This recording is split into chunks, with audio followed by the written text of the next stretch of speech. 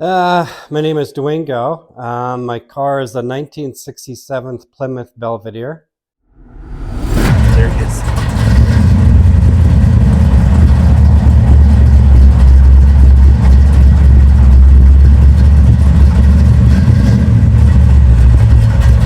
Hey, how's it going? Good. Looks good.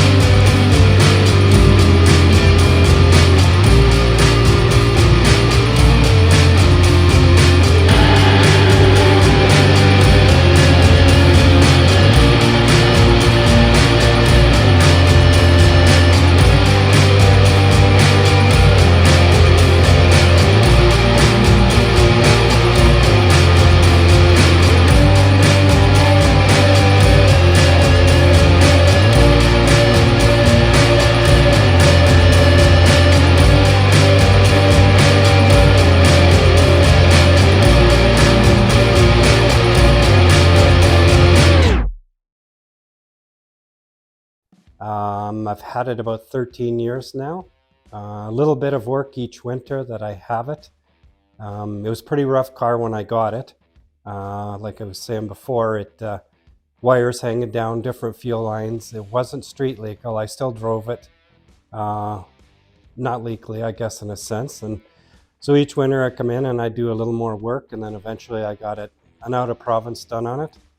And again, like I said, each winter I add a little more, a little tweaking here, and you're never really done. I think people always say, "Are you done?" And I say, "Oh, yeah." I'll say yes in front of my wife, but otherwise, you're never really done. Yeah. Yeah. I've been looking. I had my heart set on a Nova or something like that, and I happened to just looking through there. I wanted something that had some basis to it. Like, I didn't want to do a frame off. I didn't want to have to fix rust and everything. And I know I wanted kind of an aggressive, nasty street car. And I stumbled across this on Kijiji. Guy had it for sale. I said to my wife, I said, "Want to go look at this car?" And she goes, "I don't think you should look at it because you'll probably buy it." So I took my oldest son and we went up there. And as soon as I saw the car, and unfortunately he couldn't have it running at the time, he had melted the shifter cable on it. And I still gave him a deposit and came back 3 days later and bought it. So I didn't know what I was getting into and got it into the garage, and it's end of the story, or start of the story was there, and then from there it just progressed into what we've got here now. So What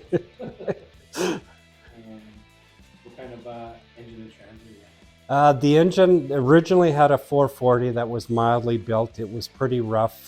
They were running mid-11s with it at that time, and then that packed it in on me about 3 years into it. And so I ended up actually finding this engine online out of the States, and it's a 522 cubic inch crate engine. It was complete from the oil pan to the intake, aluminum heads, all the really good internals, and then the transmission is a 727, basically race prep built. It's got a reverse manual body. It was a local company here did it for me and did a great job. So it's a nice setup. It's set up for cruising and driving, and I push her hard sometimes, and she takes what I give her. What kind of rear end? It's an 8 3/4 with a posi. It's 355 gears in it. It used to have a spool when I first got it, and it was fun, but it ate up tires. It really ate up tires, yeah. Yeah, it's got a full wheel disc brake system, front and back, drilled and slotted. Wheel master cylinder, proportioning valve, and stainless steel brake lines and braided brake lines. So it stops pretty quick. And it's a manual system. There's no power brakes or power steering. So it's still old school. Yeah.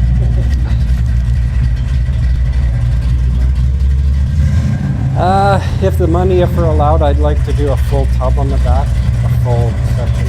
I'd like to go big, pro street look.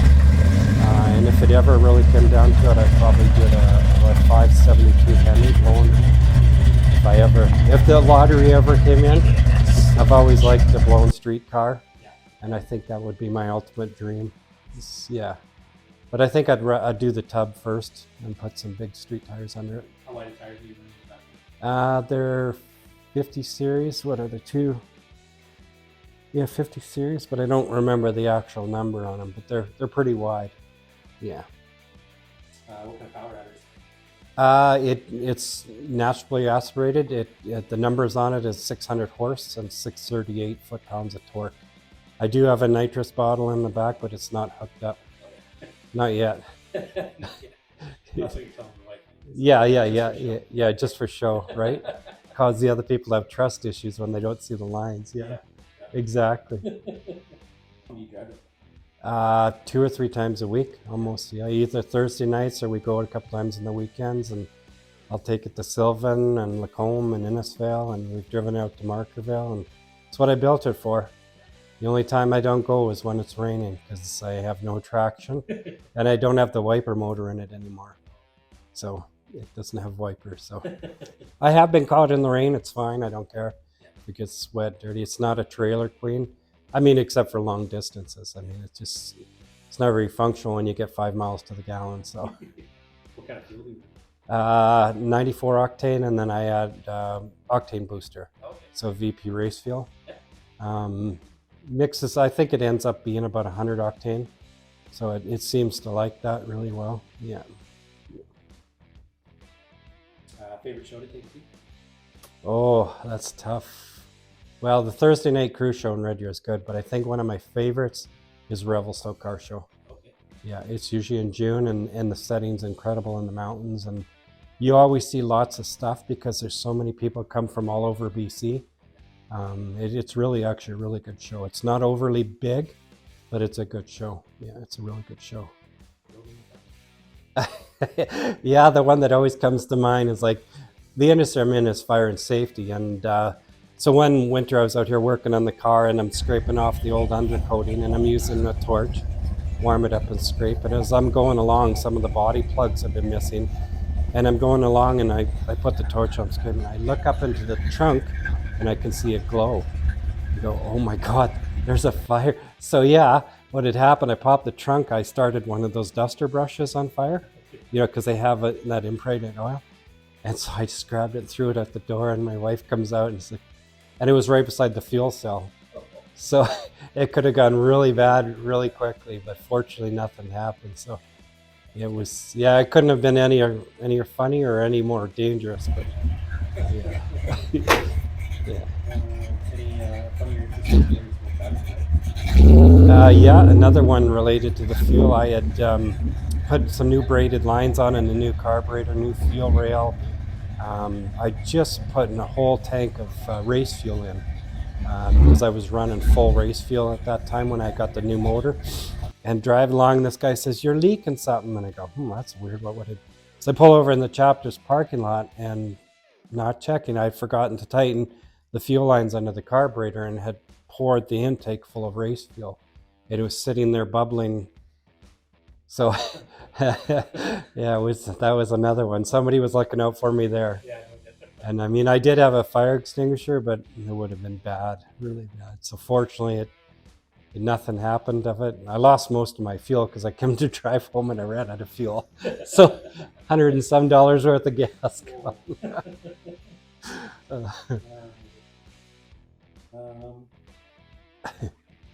Ever gotten into trouble in the car? Never. Never? No. Actually, no.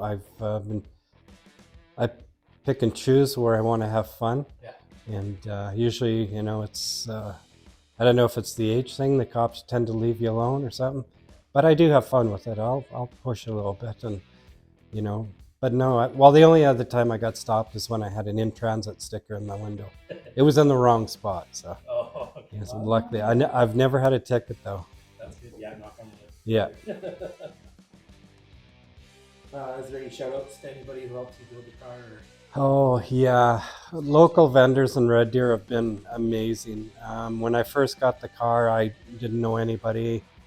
Can I say that again? Oh, yeah, Yeah. definitely. Red Deer Speed and Custom, XL Transmission, Extreme Driveline. These guys went over and above to help me get the car where it is, recommend stuff, buying the good stuff and what works and what doesn't work, and helping me out when I needed help, free advice. So I mean, you know, between those three, the base of the car is where it came from. And I mean, testament to their work, Mel from XL did that transmission and rear end for me probably 8 years ago, and it's never given me any trouble. It's strong as hell. But everything else, I try to buy local vendors. It's, you know, you can buy a lot of stuff online, but I like, you know, I think a lot of car builders like touchy-feely to hold it, to see it. And yeah, so those three mainly. I mean, there's probably a lot more, but those three guys mainly. Yeah, just super nice guys. Yeah. Yes, and yeah, my wife too. Yeah. When she sees this, yeah. Yeah. Let me see. Yeah. Yes, and of course the support of my wife, right?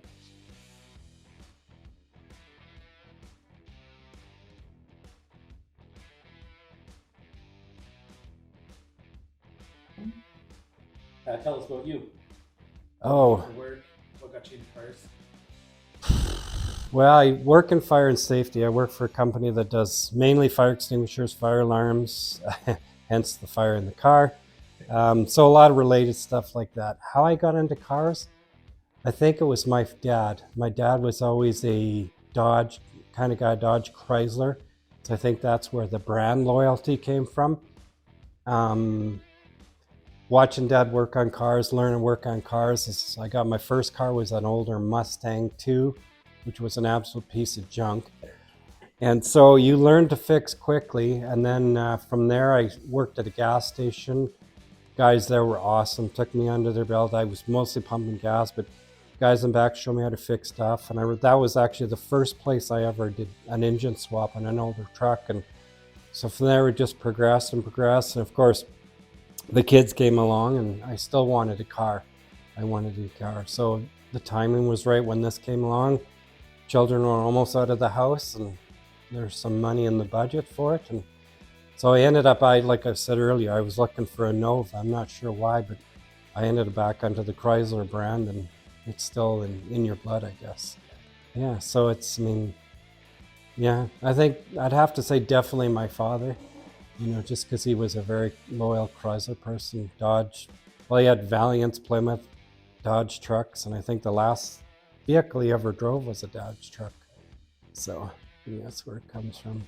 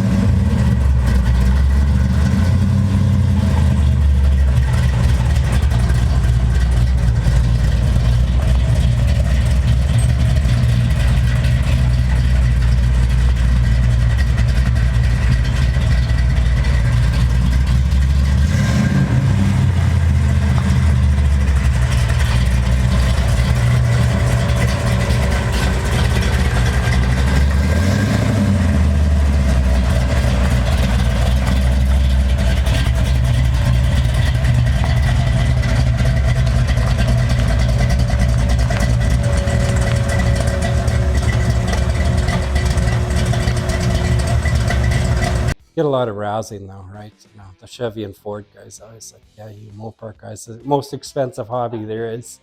That's true. The Mopar parts are more money. Yeah, definitely. If it's not a cheap build, nothing about it. It's because they always do things different. That's why, yeah, for sure. Well, car looks great. Well, thank you. Yeah.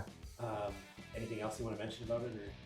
Well, like we talked before, it's not ever really done. I mean, there's still some rough edges. There's some more electrical work I'd like to do under the dash. Someday I would actually rewire the whole car. It still needs to be cleaned up a bit because I can't stand anything that doesn't work right or is unsafe. So whenever I've done it, I always either do it perfect or go over the top and make it even better. And so I had a ton of wiring done at Red Deer Speed and Custom. I had them rewire the headlights, taillights, put everything on proper toggle switches, relays, fuses. Everything is relayed and fused now through a proper system, but there's some more room for improvement in there. Other than that, I don't know. If it just depends if there's money in the budget for it, right? And I mean, you're always thinking, how long do you want to keep the car? What do you want to do? You know, maybe you're going to get older someday and you want a Challenger, a Mustang like all the other older guys. And I don't know. I don't think so. I think, you know, my wife said, yeah, you'll probably want to get buried in your car. I go, nah, I don't think so. But I'll drive it there. Yeah. Other than that, no, I don't think so. I have a lot of fun with it, and that's the whole point. That's why I bought it, to drive it. I wanted an aggressive street car to drive and have fun with. No, this wasn't the goal. I don't know even if I had deep enough pockets for it. I hate breaking stuff and have to repeatedly fix things. I like to do it once and not have to do it again. I guess maybe if you had the time and money, it would be different. But I don't think I'd have the heart to do it to this car. It's maybe because all the labor, all the time spent working on it.